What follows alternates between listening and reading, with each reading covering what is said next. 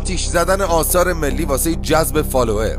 بله، یه بلاگر واسه جذب فالوور اومده میل 7 متری معروف امام توی 1 کیلومتری روستای امام از توابع عملش رو آتیش زده. بعدم با هلیشات فیلم گرفته که جذب فالوور کنه. این میل بازمونده یه قلعه 1500 ساله و مربوط به دوره ساسانیان میشه و حتی ثبت آثار ملی هم شده. جالب، این بلاگر در جواب گفته فکر میکردم یه کوره آجرپزی ساده است. از مسئولین مربوطه سوال اینه که یه تابلوی نشونه چیزی نداشتین که بگین این میل تاریخیه، نباید حتی بهش دست زد، چه برسه اینجوری به آتیشش کشید؟ البته که این بلاگر الان به جرم آسیب به آثار تاریخی و جریحه دار کردن افکار عمومی بازداشته. این قضیه منو یاد دوران قاجار میندازه که سربازان قجری و بریتانیایی برای تمرین تیراندازی به ستونا با نقشنگاره‌های تخت جمشید تیر میزدن. یه جمله واسه این دسته آدما بنویسین و این پستم بفرستین برای بقیه که یه وقت از این کارا نکنن.